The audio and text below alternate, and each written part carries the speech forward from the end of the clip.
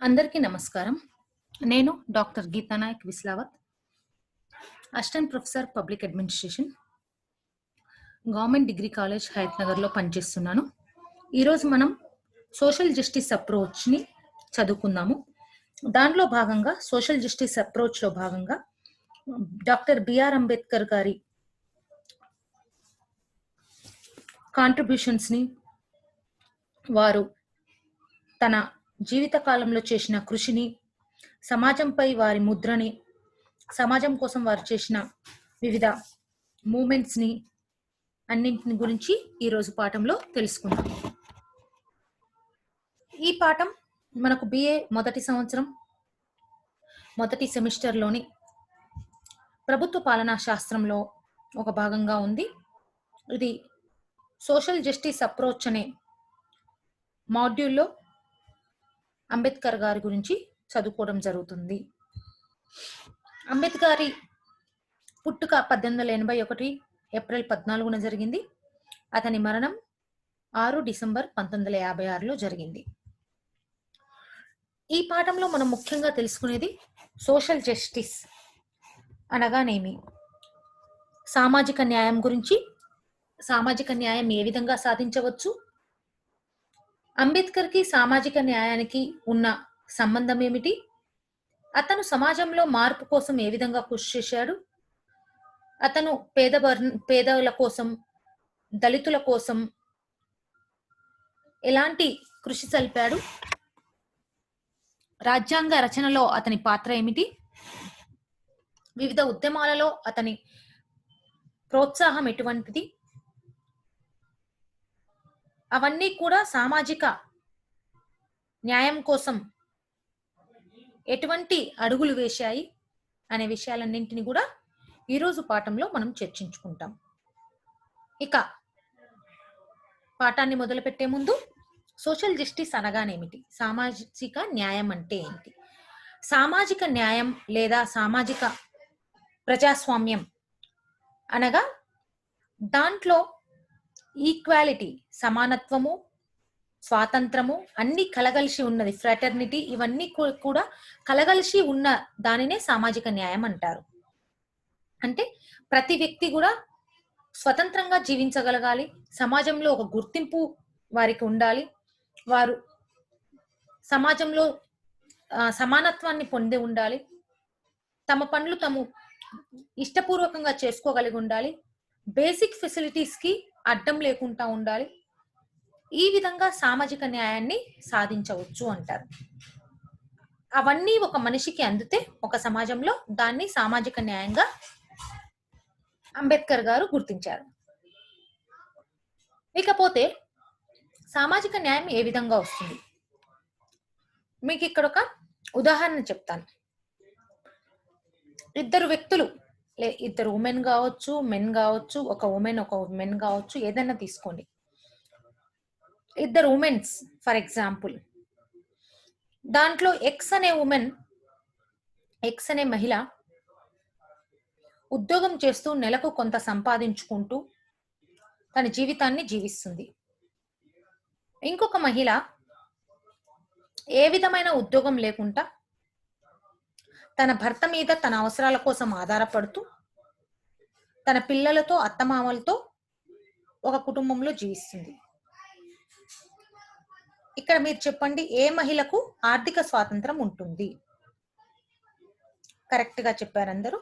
So ఇక్కడ ఆర్థిక స్వాతంత్రం అనేది మొదటి మహిళకు, ఉద్యోగం చేస్తున్న మహిళకు ఉంటుంది. ఎందుకు? తను సంపాదిస్తున్న డబ్బులో తన ఆర్థిక అవసరాల్ని తీర్చుకోగలిగే స్వాతంత్రము, తీర్చుకోగలిగే హక్కు ఆ మహిళకు ఎక్కువగా ఉంటుంది. తనకిష్టమైన వస్తువుల్ని తను కొనుక్కోవచ్చు, తన సంపాదించిన డబ్బుని తనకిష్టాలకు, అవసరాలకు తీర్చుకోవచ్చు. అదే భర్త మీద ఆధారపడి ఒక కుటుంబంలో ఒక భాగంగా జీవిస్తున్న మహిళ, ఈ ఉద్యోగం చేస్తున్న మహిళంత స్వతంత్రంగా తన ఆర్థిక అవసరాలను తీర్చుకోలేదు.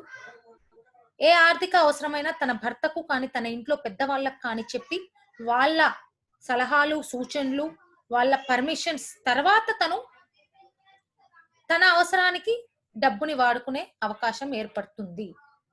సో ఈ విధంగా ఆర్థిక సమానత్వాన్ని సాధిస్తేనే, ఆర్థికంగా సమాజంలో మహిళ నిలదొక్కుంటేనే అప్పుడు అది సామాజిక న్యాయం వైపు పరుగుదీస్తుంది అని చెప్పుకొస్తారు. ఎందుకు? ఆర్థికంగా సంపాదించగలిగితే, ఆర్థికంగా తను సొంత నిర్ణయాలు తీసుకోగలిగే శక్తి ఉన్నప్పుడు ఆ మహిళని ఆ కుటుంబంలో గావచ్చు, ఆ సమాజంలో గావచ్చు ఒక రికగ్నైజేషన్, ఒక గుర్తింపు వస్తుంది. అటువంటి మహిళని, అటువంటి మహిళ కావచ్చు, పురుషుణ్ణి కావచ్చు, సమాజం గుర్తిస్తుంది. ఆ సమాజం తనలో ఒక భాగంగా భావిస్తుంది. ఆ సమాజం నుంచి అతనికి కావాల్సిన ప్రేమానురాగాలు, బాధ్యతలు, హక్కులు పొందగలుగుతాడు. ఆ విధంగా సమాజంలో ఒక న్యాయము, ఒక స్వతంత్రము, ఒక ఈక్వాలిటీ లభించినప్పుడు అతను తర్వాత దశలో రాజకీయ స్వాతంత్రం కోసం, రాజకీయ న్యాయం కోసం పాటుపడతారు. సో ఈ విధంగా ఎకనామిక్ జస్టిస్ ఉంటే సోషల్ జస్టిస్ వస్తుంది ఆటోమేటిక్ గా. Social justice which will lead to political justice అని చెప్పడం జరిగింది. సో ఇంట్రడక్షన్ విషయానికి వస్తే, సోషల్ జస్టిస్, సామాజిక న్యాయం అనేది సమాజంలో ఉన్న చాలా సమస్యలకు పరిష్కారాన్ని చూపించగలుగుతుంది. ప్రభుత్వ పాలన గాని, గవర్నమెంట్ గాని, ప్రభుత్వ అధికారులు గాని, ప్రభుత్వాన్ని పాలించే వాళ్ళు గాని, ప్రజల్ని పాలించే వాళ్ళు గాని సమాజంలోని చాలా సమస్యలకి సమాధానాలు దొరక్క ఇబ్బంది పడిపోతున్నారు. అటువంటి ప్రశ్నలకు సమాధానంగా సామాజిక న్యాయం చూపించగలుగుతుంది. ముఖ్యంగా సమాజంలో ఉన్న అన్ఈక్వాలిటీ, అసమానతలు, జెండర్ డిస్క్రిమినేషన్, కుల వ్యవస్థ ద్వారా ఉన్న అసమానతలు మరియు లింగ వ్యవస్థ ద్వారా ఉన్న అసమానతల్ని, వీటన్నింటిని తీర్చడానికి సామాజిక న్యాయం ఒక సాధనంగా పనికొస్తుంది. అలాగే అంబేద్కర్ గారు ముఖ్యంగా ఆర్థిక స్వాతంత్రము మరియు సామాజిక న్యాయం గురించి కృషి చేశారు. ఎందుకంటే అంబేద్కర్ గారికి తెలుసు, ఎప్పుడైతే ఆర్థిక స్వాతంత్రం, సామాజిక న్యాయం జరుగుతుందో అప్పుడు త్వరలోనే రాజకీయ స్వాతంత్రం కూడా లభిస్తుంది అని అంబేద్కర్ నమ్మారు. కాబట్టి తన కృషి అంతా కూడా సమాజంలోని అట్టడుగు వర్ణాలు, అట్టడుగు వర్గాలు, దళితులు సామాజికంగా, ఆర్థికంగా స్వేచ్ఛని అందుకొని సామాజిక న్యాయాన్ని అందుకోవాలని కృషి చేశాడు. తన జీవిత కాలమంతా కూడా అట్టడుగు వర్ణాల కోసం, దళితుల కోసం, ఉమెన్ కోసం పాటుపడ్డాడు. మనందరికీ తెలుసు అతను గొప్ప సిద్ధాంతకర్త అని. అతను చేసిన చాలా కాంట్రిబ్యూషన్స్ ఈరోజు ఒక్క దళితులకే కాదు, చాలా విషయాల్లో అతని కాంట్రిబ్యూషన్స్ ఈ రోజు కూడా మనకు ప్రతి అడుగులోనూ తన కాంట్రిబ్యూషన్స్ మనకు అవసరం పడుతున్నాయి. అతను వివిధ ఫీల్డ్స్ లో, వివిధ విభాగాల్లో, న్యాయశాస్త్రంలో, సోషియాలజీలో, ఆర్థిక శాస్త్రంలో, రాజనీతి శాస్త్రంలో, ప్రభుత్వ పాలనా శాస్త్రంలో, ఆంథ్రోపాలజీలో, విద్యాశాఖలో, రిలీజియన్ ని కంపారిజన్ చేయడంలో, ఇట్లాంటి విషయాల్లో తన కృషిని చేసి చాలా మార్పుల్ని తీసుకురావడం జరిగింది. అలే కాకుండా అంబేద్కర్ గారు అంటరానితనాన్ని, అస్పృశ్యతను, కుల వ్యవస్థలో ఉన్న అసమానతల్ని తొలగించడానికి చాలా కృషి చేశారు. అతని కృషి ఎప్పటికీ గుర్తించదగింది. అలాగే ఇతను భారత కుల వ్యవస్థ, హిందూ వ్యవస్థలో ఉన్న వివిధ అసమానతల్ని, వివిధ లోటుపాట్లని క్షుణ్ణంగా పరిశీలించడం జరిగింది. అలాగే ఈరోజు సామాజిక న్యాయం, ప్రజాస్వామ్యం, పరిపాలన మరియు రాజనీతి ఇలాంటి విషయాల్లో మరియు రాజ్యాంగానికి సంబంధించిన విషయాల్లో అతని సేవలు ఈ రోజుకి ఇంకా అవసరంలోనే ఉన్నాయి. ఇక అతని జీవిత విశేషాల విషయానికి వస్తే అంబేద్కర్ గారిని మనం అందరం కూడా డాక్టర్ బాబాసాహెబ్ అంబేద్కర్ అని అంటాము. అతను అంతకుముందు చెప్పినట్లు 14 ఏప్రిల్ 1891లో జన్మించడం జరిగింది. అతను మౌ అనే ప్లేస్ లో జన్మించడం జరిగింది. అతను చిన్నప్పుడు 5 సంవత్సరాలుగా ఉన్నప్పుడు అతని తల్లి గారు మరణించడం జరిగింది. అతను తన కుటుంబంలో 14వ సంతానంగా జన్మించడం జరిగింది. అతను కుటుంబంలో అతి చిన్నవాడు. అలాగే మహర్ అనే కులంలో పుట్టడం జరిగింది. మహర్ అంటే అంటరాని కులంగా మహారాష్ట్రలో భావించడం జరిగేది. మహారాష్ట్రలో అత్యధిక సంఖ్యలో ఉండేవాళ్ళు. ఒకవైపు మహారాష్ట్రలో మహర్లను మహారాష్ట్ర స్థానిక జాతి ఆర్యులతో వీళ్ళు స్థానికేతరుగా చూపబడ్డారని చెప్పడం జరిగింది. అంతేకాకుండా వీరికి మహర్ జాతికి మహారాష్ట్రకు ఆ పేరు మహర్ జాతి వల్ల వచ్చిందనేది కూడా ఒక ప్రతీతి ఉంది. మహర్ వాళ్ళు అంటరాని కులస్తులే అయినప్పటికీ శౌర్యానికి సాహసానికి పెట్టింది పేరు. అందుకే బ్రిటిష్ రాజ్యంలో ప్రత్యేక మహర్ మిలిటరీ రెజిమెంట్ ఉండేది.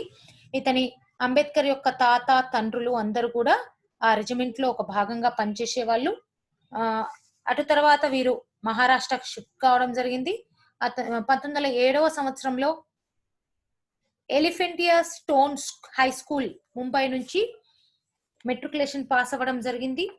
ఆ టైంలో 1907 ఆ సమయంలో ఒక మహర్ కులం నుంచి మెట్రికులేషన్ పాస్ అయిన ఒకే ఒక్క వ్యక్తి అంబేద్కర్ గారు.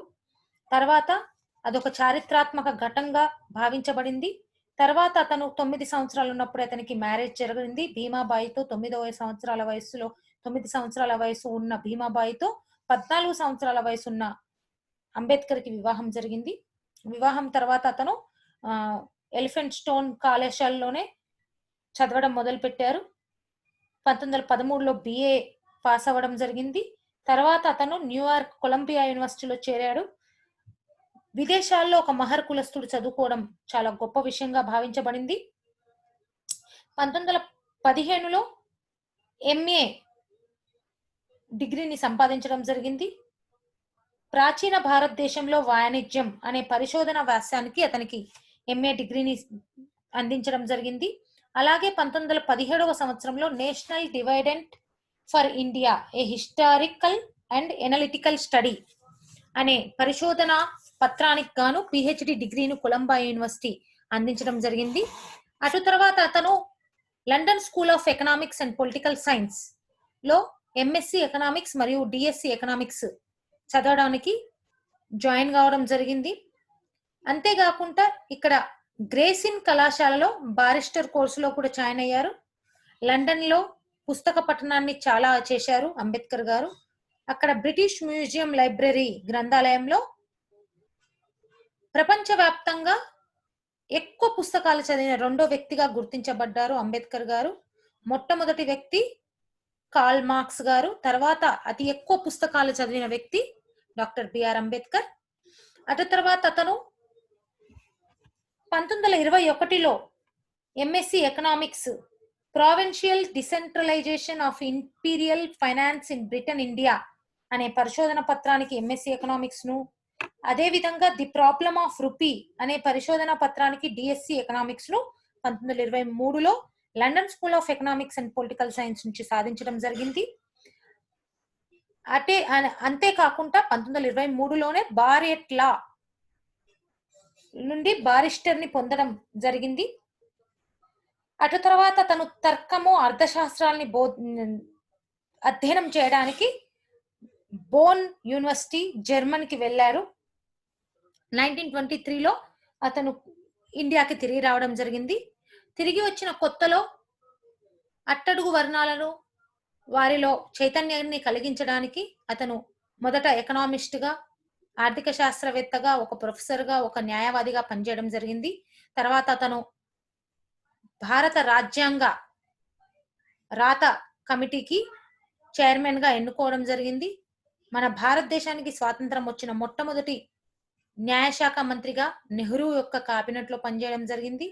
అంతేకాకుండా 1936లో అతను లేబర్ పార్టీ అనే ఒక సొంత పార్టీని స్థాపించడం జరిగింది. తర్వాత తన జీవిత చరమాంకంలో అతను హిందూయిజం నుంచి బౌద్ధిజంలోకి మారడం జరిగింది. మత మార్పిడి చేసుకున్నాడు. అలాగే 1956లో సీరియస్ హెల్త్ ప్రాబ్లమ్స్ తోని, చక్కెరవాది, డయాబెటిస్ లాంటి హెల్త్ ప్రాబ్లమ్స్ తోని తను చనిపోవడం జరిగింది. ఈయన చనిపోయిన తర్వాత అతనికి భారత రత్నని, భారతదేశంలోని హైయెస్ట్ సివిలియన్ అవార్డు, భారతీయ పౌరులకు ఇచ్చే అత్యంత ప్రతిష్టాత్మకమైన భారత రత్నని అతను చనిపోయాక 1990లో అతనికి ఇవ్వడం జరిగింది. ఇక అతను రాసిన పుస్తకాలు, రచనల విషయానికి వస్తే the problem of rupee, its origin and it's solutions, రూపాయి సమస్య, ఆవిర్భావం, పరిష్కారం అనేది 1923లో రచించడం జరిగింది. బ్రిటిష్ ఇండియాలో ఉమ్మడి రాష్ట్రాల ఆర్థిక వనరుల పరిణామం అనే దాన్ని 1935లో, కుల నిర్మూలన అనే పుస్తకాన్ని 1936లో, రనడే, గాంధీ మరియు జిన్నా అనే పుస్తకాన్ని 1943లో, పాకిస్తాన్ పై ఆలోచనలు అనే పుస్తకాన్ని 1946లో, అంతేకాకుండా భాషా ప్రయుక్త రాష్ట్రాలపై ఆలోచనలు అనే పుస్తకాన్ని 1945లో, శూద్రులు అంటే ఎవరు అనే పుస్తకాన్ని 1946లో, రాజ్యము, మైనారిటీలు అనే పుస్తకాన్ని 1947లో, మహారాష్ట్రలో భాషా ప్రయుక్త రాష్ట్రంగా మహారాష్ట్ర అనే పుస్తకాన్ని 1948లో, బుద్ధుడు ధర్మం అనే పుస్తకాన్ని 1956లో రచించడం జరిగింది. అతను చనిపోయాక అతని ఆలోచనలు, అతని మరణాంతరం ప్రచురించిన ప్రముఖ రచనలు 2 ఉన్నాయి. ఒకటి భారత మహిళల ఉద్దాన పతనం 1956లో రచించడం జరిగింది, పబ్లిష్ కావడం జరిగింది. బుద్ధిజం పై అంబేద్కర్ ఆలోచనలు అనే పుస్తకాన్ని 1982లో రచించడం జరిగింది. దీంతో పాటుగా అంబేద్కర్ 2 న్యూస్ పేపర్స్ ని స్థాపించడం జరిగింది. మొట్టమొదటిది మూక్ నాయక్ అనే న్యూస్ పేపర్ ని మరాఠా లాంగ్వేజ్ లో వారపత్రికగా స్థాపించడం జరిగింది. మరాఠా అణగారిన వర్గాల గొంతు విప్పడానికి మూక్ నాయక్ అనే వారపత్రికను స్థాపించారు. అటు తర్వాత దాన్ని బహిష్కృత భారత్ అనే పేరుతో 1927 నుంచి పబ్లిష్ చేయడం జరిగింది. ఇంతేకాకుండా అంబేద్కర్ గారు అణగారిన వర్గాల పురోభివృద్ధి కోసం స్థాపించి ప్రత్యక్షంగా, పరోక్షంగా సహాయ సహకారాలు అందించిన సంస్థలు కొన్ని ఉన్నాయి. వాటిల్లో ముఖ్యమైనవి Siddhartha college of arts and science, Melinda Mahavidyalaya, Siddhartha college of commerce and economics, Siddhartha college of law, ఇవన్నీ కూడా తను స్థాపించి సహాయం అందించాడు. అంతేకాకుండా కొన్ని సంస్థలు, కొన్ని సంఘాలను, రాజకీయ పార్టీల్ని అంబేద్కర్ గారు స్థాపించడం జరిగింది. బహిష్కృత హితకారిణి సభ 1924లో స్థాపించారు. సమతా సైనిక్ దళ్ 1928లో, ఇండిపెండెంట్ లేబర్ పార్టీ 1936లో, పీపుల్స్ ఎడ్యుకేషన్ సొసైటీ 1945లో, రిపబ్లికన్ పార్టీ 1956లో స్థాపించడం జరిగింది. దీంతో పాటుగా అంబేద్కర్ తన జీవిత కాలంలో 3.5 దశాబ్దాలు ప్రజా జీవన ప్రస్థానాన్ని కొనసాగించారు. ప్రజల కోసం, అణగారిన వర్గాల కోసం, దళితుల కోసం కృషి చేశారు.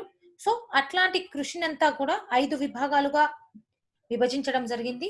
1918 నుంచి 28 వరకు అతను అంటరాని వారి కోసం, అణగారిన వర్గాల ప్రయోజనాల కోసం, పరిరక్షణ కోసం ఒక న్యాయవాదిగా, ఒక సత్యాగ్రహిగా కృషి చేయడం జరిగింది.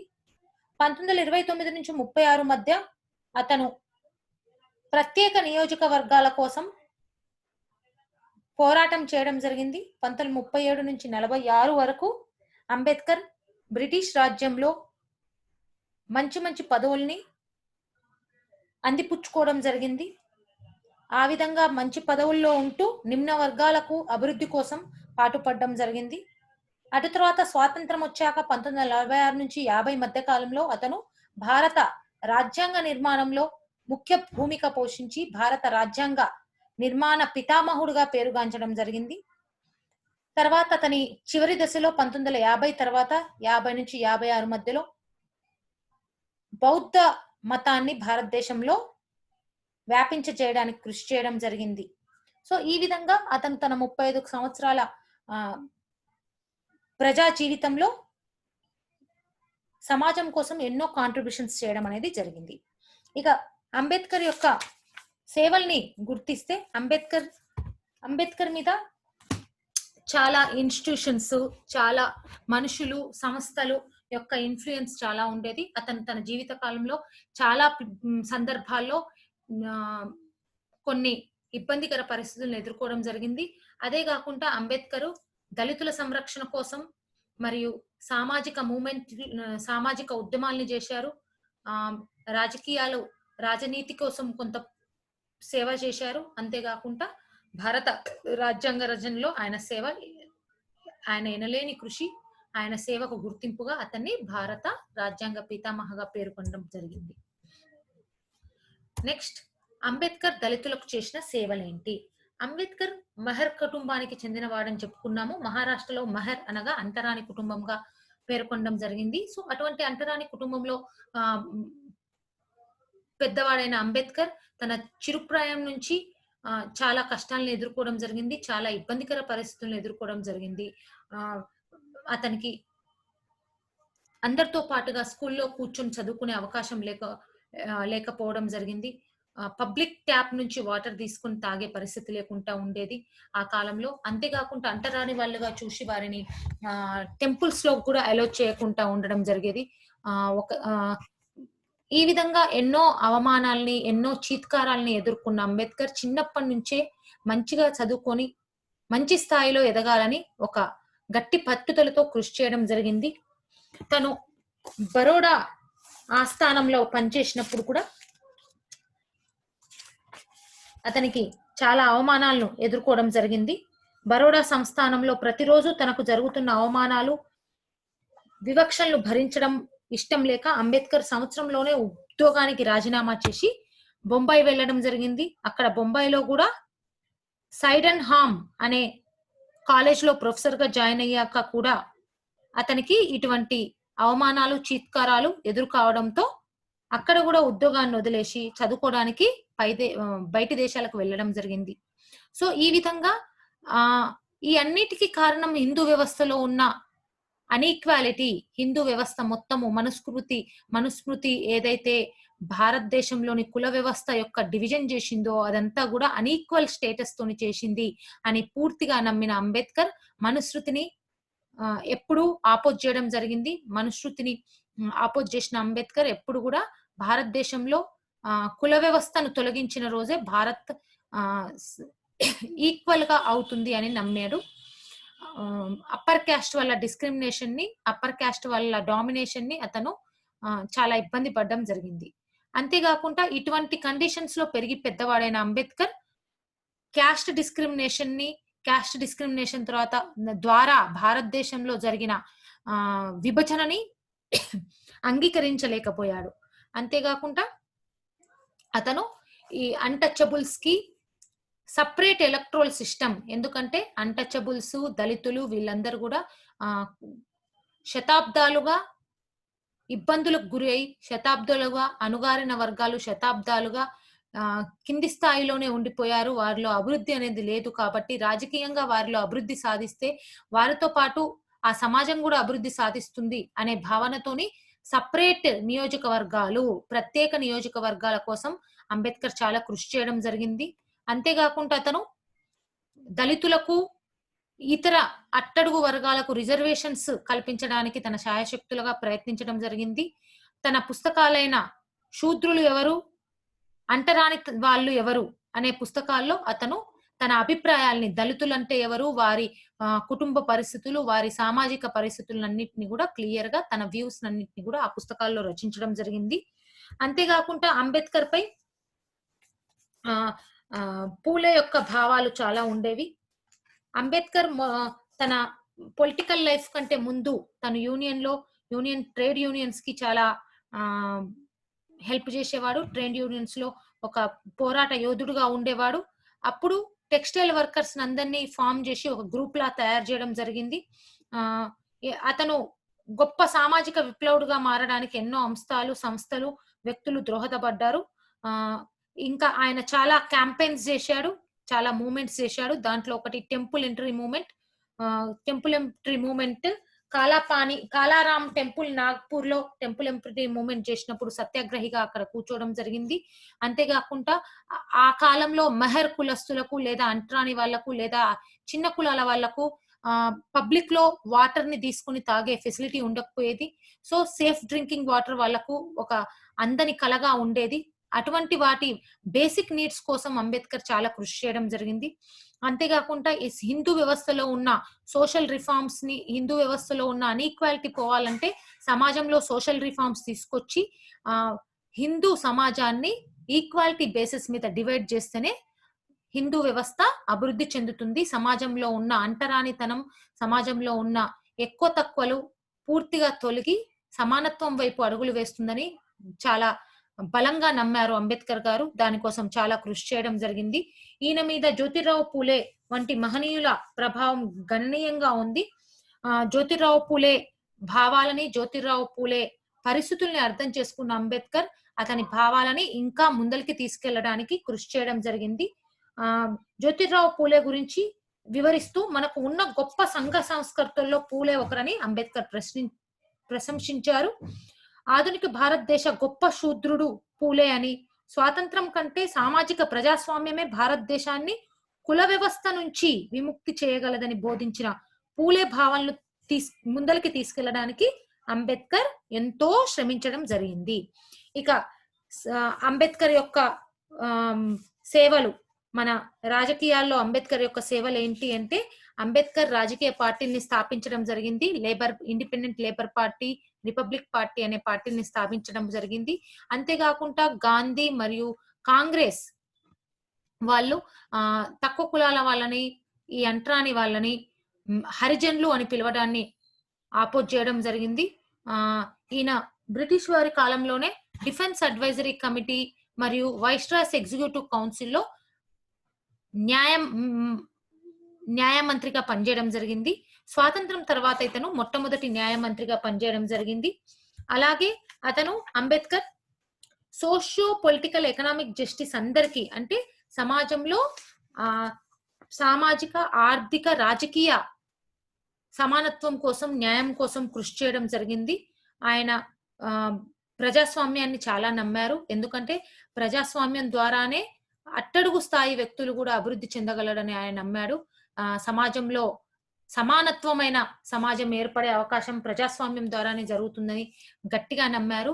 ఎందుకంటే ప్రజాస్వామ్యంలో అయితేనే ప్రజల ద్వారా ఎన్నుకోబడిన ప్రజాప్రతినిధి ప్రజల కోసం, అట్టడుగు వర్గాల కోసం కృషి చేస్తాడు. ఆ విధంగా ఇగారిటేరియన్ సొసైటీ, సంక్షేమ మరియు సమానత్వంతో కూడిన సమాజం ఏర్పడుతుందని నమ్మారు.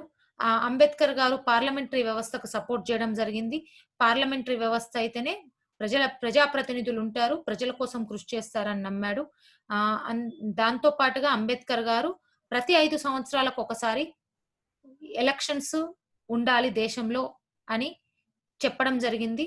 ఇలా 5 సంవత్సరాలకు ఒకసారి కానీ ఇలా టైంకి ఎలక్షన్స్ ఇవ్వడం వల్ల ప్రజల తీర్పు అనేది తెలిసి వస్తుంది. దాని ద్వారా ప్రజలు ఎటువంటి వ్యక్తుల్ని తమ ప్రజాప్రతినిధులుగా ఎన్నుకోవాలనే అవగాహనని కలిగి ఉంటారు. ఆ విధంగా సామాజిక న్యాయంతో పాటు రాజకీయ న్యాయం వైపు సమాజం పరిగెడుతుంది అని నమ్మినారు. దాంతో పాటుగా అంబేద్కర్ దేశంలో ప్రభుత్వానికి వ్యతిరేకంగా పనిచేయడానికి, ప్రభుత్వం సరిగ్గా పనిచేయాలంటే ప్రభుత్వానికి వ్యతిరేకంగా స్ట్రాంగ్ ఆపోజిషన్ ఉండాలి అని చెప్పడం జరిగింది. అంబేద్కర్ యొక్క సేవలు, రాజ్యాంగానికి అంబేద్కర్ యొక్క సేవల విషయానికి వస్తే అంబేద్కర్ ని చీఫ్ ఆర్కిటెక్ట్ అంటారు. భారత రాజ్యాంగ రచనలో చీఫ్ ఆర్కిటెక్ట్ అంటారు. అంతేకాకుండా భారత చిత్తు రాతప్రతి కమిటీకి ఈయన డ్రాఫ్ట్ కమిటీ యొక్క మెంబర్ గా ఉన్నారు, చైర్మన్ గా ఉన్నారు. మెహర్ కమ్యూనిటీకి చెందిన వాడయి ఉండి చిన్నప్పటి నుంచి అంటరానితనాన్ని అణువణువున అనుభవించిన ఎన్నో సందర్భాలను జీర్ణించుకున్న వాడయి ఉండి రాజ్యాంగ రచనలో సమాజంలో అటువంటి విష పరిస్థితులు తగ్గించడానికి తన వంతు కృషి చేసి ఎన్నో ప్రకరణల్ని సమానత్వంని భారత రాజ్యాంగ రచనలో తీసుకురావడం జరిగింది. ఎన్నో ప్రకటనల ద్వారా భారత సమాజంలో సమానత్వం తీసుకురావడానికి కృషి చేయడం జరిగింది. ఆ రోజు ఆయన పెట్టిన భిక్ష వల్లనే ఈ రోజు ఎస్సీస్, ఎస్టీస్, బీసీస్ రిజర్వేషన్స్ ని అందిపుచ్చుకొని సమాజంలో మంచి స్థాయిలో రావడానికి అవకాశం ఏర్పడింది. ఈ రోజు ఉమెన్ ఈక్వాలిటీ సాధిస్తున్నారు, జెండర్ ఈక్వాలిటీ వస్తుంది సమాజంలో అంటే అది అంబేద్కర్ గారి యొక్క కృషి ఫలితమే. అంతేకాకుండా భారత దేశం స్వాతంత్రం తర్వాత విడిపోవడం ద్వారా జరిగిన భయంకరమైన పరిస్థితుల్ని అనుభవించిన వాడై ఉండి, చూసిన వాడై ఉండి, తన రాజ్యాంగ రచనలో మైనారిటీలకు కూడా ఎటువంటి అన్యాయం జరగకుండా వారికి కూడా చట్టపరమైన హక్కుల్ని ఇవ్వడం జరిగింది రాజ్యాంగ రచనలో. సామాజిక, ఆర్థిక మరియు రాజకీయ న్యాయం కోసం వివిధ ప్రకరణల్ని, వివిధ ప్రొసీజర్స్ ని భారత రాజ్యాంగంలో పొందుపరచడం జరిగింది. అంతేకాకుండా అంబేద్కర్ గారు మొదటి నుంచి కూడా భాషా ప్రయుక్త రాష్ట్రాలను సపోర్ట్ చేయడం జరిగింది. భారతదేశము భాషా ప్రయుక్తంగా విడిపోవడం, రాష్ట్రాలుగా విడిపోతే అభివృద్ధి త్వరగా జరుగుతుందని, అలా కాకుండా క్యాస్ట్ మీద, కమ్యూనిటీ మీద, మతం మీద విడిపోతే అభివృద్ధి జరగదు అని నమ్మిన అంబేద్కర్ ఖచ్చితంగా భాషా ప్రయుక్త రాష్ట్రాలు ఉండాలని చెప్పి భారత సమైక్యతను పెంపొందించడంతో పాటు దేశంలోని సామాజిక ఉద్రిక్తతలను తగ్గించడానికి భాషా ప్రయుక్త రాష్ట్రాలను పునః సంఘటన చేయాలని అంబేద్కర్ తహతహలాడారు. కులతత్వం, మతతత్వం, ప్రాంతీయవాదం, ఛాందసవాదాన్ని అరికట్టడం భాషా ప్రయుక్త డివిజన్ ద్వారానే సాధ్యమవుతుందని, ఇతర ఏదైనా సరే జాతి సమైక్యత, సమగ్రతకు తీవ్రంగా ముప్పు వాటిల్లగలదని హెచ్చరించారు. అంతేకాకుండా భారతదేశం చాలా భాషలకు మరియు చాలా లిపులకు పుట్టినిల్లుగా భావించబడడం జరిగింది. సో భారత సమాజంలో, భారతదేశంలో ఉన్న వివిధ భాషల్ని, వివిధ లిపుల్ని సమానంగా గౌరవించడం జరిగింది. ఇన్ని లిపులు, ఇన్ని భాషలు ఉన్నా కూడా భారతదేశం మొత్తానికి భారత వ్యవస్థ, ప్రభుత్వం నడవాలంటే ఒక ప్రత్యేకమైన అధికార భాష ఉండాలని చెప్పి సపోర్ట్ చేయడం జరిగింది. అటువంటి అధికార భాషని సపోర్ట్ చేస్తూ హిందీని అధికార భాషగా గుర్తించడం జరిగింది. దీంతో పాటు అతని చివరి రోజుల్లో శ్రీలంకకు వెళ్ళడం జరిగింది. 1950లో అతను ఒక బుద్ధుల మీటింగ్ కి వెళ్ళడం జరిగింది. అక్కడికి వెళ్ళి ఆ బుద్ధిజం గురించి తెలుసుకున్నవాడై భారతదేశానికి తిరిగి వచ్చాక తనని తాను హిందూ సమాజం నుంచి, హిందూ మతం నుంచి బౌద్ధంలోకి మారడం జరిగింది. ఎన్నో సంవత్సరాలుగా తన చిన్నప్పటి నుంచి, తను పుట్టినప్పటి నుంచి హిందూ సమాజంలో ఎదుర్కొన్న ఎన్నో అవమానాలు, ఎన్నో చీత్కారాలను ఎంతలా కృషి చేసినా హిందూ సమాజంలో రాని మార్పుకి నిరసనగా తను బౌద్ధంలోకి మారడం జరిగింది. తను మాత్రమే మారకుండా తన శిష్యులైన 5 లక్షల మంది దాకా శిష్యుల్ని బౌద్ధ మతంలో మార్చడానికి కృషి చేయడం జరిగింది. భారత బుద్ధ మహాసభల్ని 1955లో నిర్వహించడం జరిగింది. 4వ ప్రపంచ బుద్ధ సభలకి కాఠ్మండులో అటెండ్ కావడం జరిగింది. ఆయన తన last book the Buddhist or Karl Marx అనే పుస్తకాన్ని 2 డిసెంబర్ 1956లో కంప్లీట్ చేయడం జరిగింది. విపరీతమైన హెల్త్ ప్రాబ్లమ్స్, డయాబెటీస్, కంటి చూపు తగ్గిపోవడం, ఇటువంటి కారణాల వల్ల అతను 1956లో డిసెంబర్ 6వ తేదీన ప్రస్థానం పొందడం జరిగింది.